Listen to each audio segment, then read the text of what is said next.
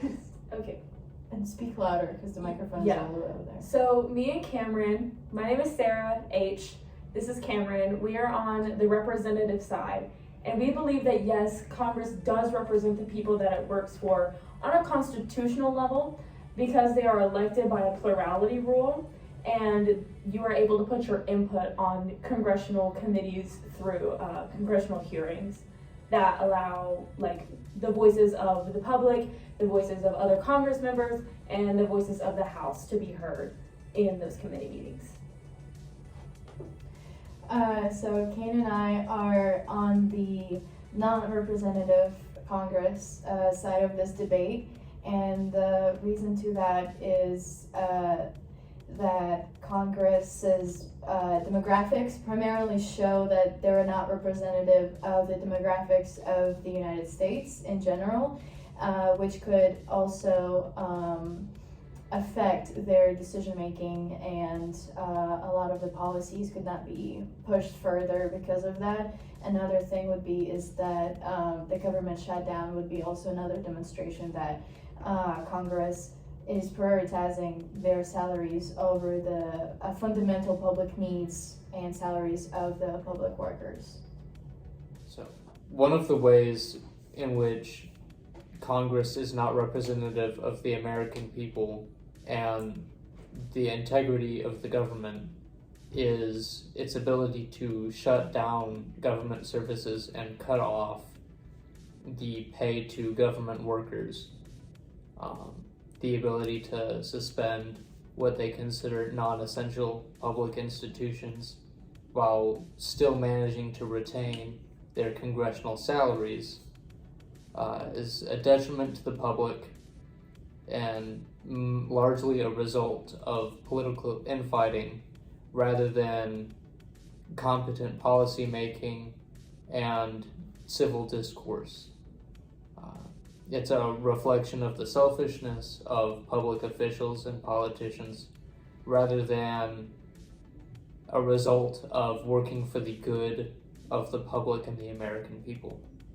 While that is a very big issue, and I do agree that government shutdowns are not handled in a very efficient manner, because you were right, like a lot of the non-essentials that they list as non-essentials are things like clean water sometimes, you have schools that can be shut down, like things that obviously are run by the government and are needed by the public, but can be cut down on because you can maybe cut corners, even though you probably shouldn't cut corners with stuff like that.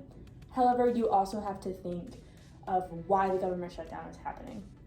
So the reason why it's happening most of the time is because both sides are advocating for the things that the people who voted them in for want the most. And that's why the infighting is happening. So while that does need to be addressed, it is because of the people that they represent that they're fighting for. Okay, so that brings us to the plurality rule, which basically just says that Congress members are chosen by their community through a plurality vote, and this means that we indirectly have a voice in our country by having the right to vote these people into the House and Senate, and from there, those people that we vote for make these decisions essentially and pass these bills for our country, like a government shutdown, which is not efficient, like she said. While the plurality rule might be a representation of how Congress is representative to the people of the United States, despite this growing racial and ethnic diversity, Congress still remains less diverse than the nation as a whole.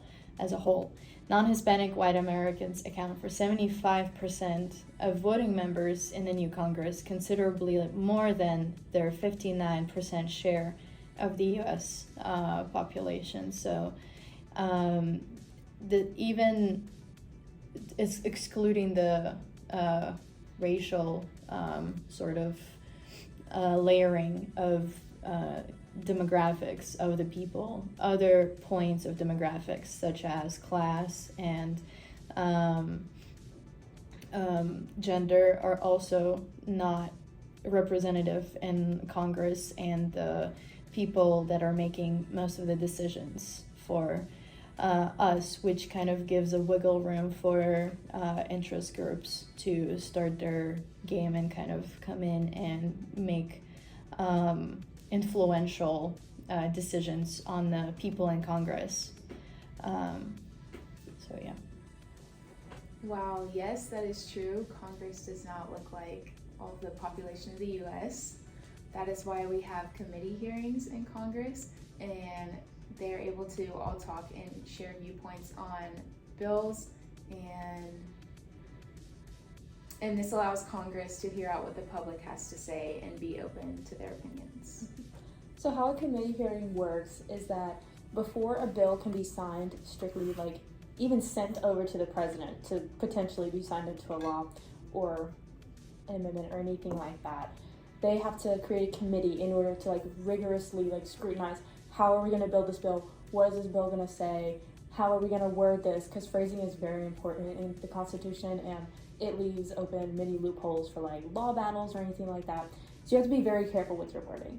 So once that draft is done, then you go to other committees or joint committees that can help you edit that down, see if there's anything wrong with that. And then you go to a committee hearing where other joint committees, House members, and most importantly, the people from the district that the committee serves can come in and give their 2 cents on everything. Then they get like 2 minutes each, and they get to talk and they get to share their words. And obviously, if enough people are like, this isn't a great idea and we don't really like this, the people in the bill committee are probably not going to pass it, or at least rephrase it a little bit, because they don't want to lose their jobs. However, another reason why Congress might look like that is because only 1/3 of Congress gets voted out every time that there's a new election year. And it's a 6-year seating cycle. So while obviously like racial, that's not what I'm trying to say. So while obviously America has always been a more diverse country, especially today's day and age is where it's like being taken more seriously, I would guess, by like members of the government, if you can even say it's being taken seriously today. So in summary, we think that Congress is representative of America as a whole because constitutionally it is set up to be representative of America as a whole. And committee hearings are here to make everybody feel heard and listen to the voice of the people. And lastly, because plurality vote manages to say that people who are elected into Congress are there by majority rules vote, not just a 50+ vote.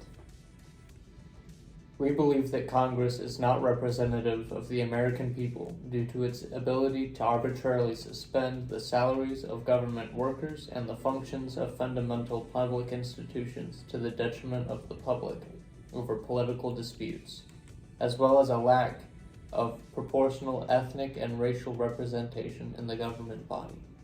And while some of the action is being taken in order to represent the population of the U.S. in Congress, committee hearings and other wiggle rooms for interest groups and lobbyists are still a threat to representation of the groups that are underpaid in salaries and are in low class.